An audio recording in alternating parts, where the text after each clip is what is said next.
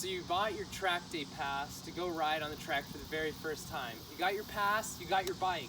What else do you need? Tomorrow I'm just gonna bring my bike, my pass, I'll be good, right? No, there's a lot of things you gotta do to prepare properly for the track. And in this video, we're gonna get into it. Let's go. All right, first things first, probably the most important thing is you gotta find a reliable and safe way to transport your beautiful bike.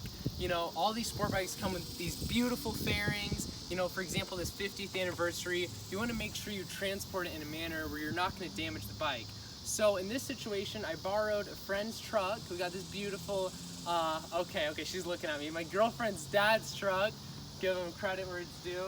And we rented this U-Haul trailer, and it's actually designated for motorcycles. And this is only like $20. So, you know, even if you don't have a truck or anything, you could, you know, tow this with like a Toyota Camry, even a Prius, probably even a smart car. So there's no excuses not to get on the track. So that's number one. Make sure you have a nice, good way to get your bike to the track, because you don't want to be riding it because it's completely exhausting. So let's get to point number two. Another thing you're going to need to do that I personally didn't even think about, but you're going to have to find the fuse box on your bike and make sure you pull the fuses for all your, your lights, your headlights, your tail lights, blinker, all that, because you just don't want that there, because first of all, it heats up, so it can melt whenever you have to tape up your headlights.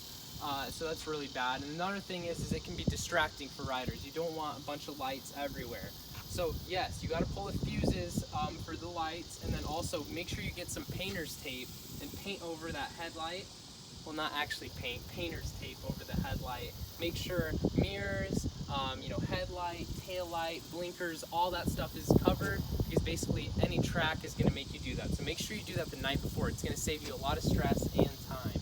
So let's get to point number three. All right, tip number three, 24 hours before your track day, make sure you have some type of shade. So I would recommend getting a 10 by 10 canopy pop-up tent, and that's going to save you from becoming exhausted from the heat and all the sun that you're going to be getting out there. So make sure you do that, so when you're on track, you're at your peak performance. It's a good tip right there. All right, tip number four, on your bike, you're going to want to do a quick look around, make sure all your fairings are securely mounted. During tech inspection, they're going to be looking at your bike. For example, come over here.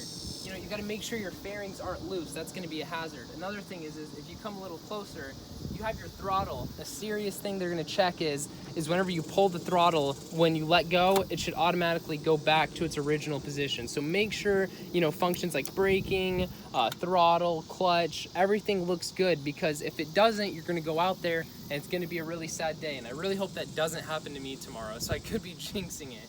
But so yeah, make sure your bike is looking good, everything's nice and secure, no broken brake lines, clutch cables, throttle cables, all those type of things, as well as you have to consider your rubber, your tires. You gotta make sure they're at least 50% life.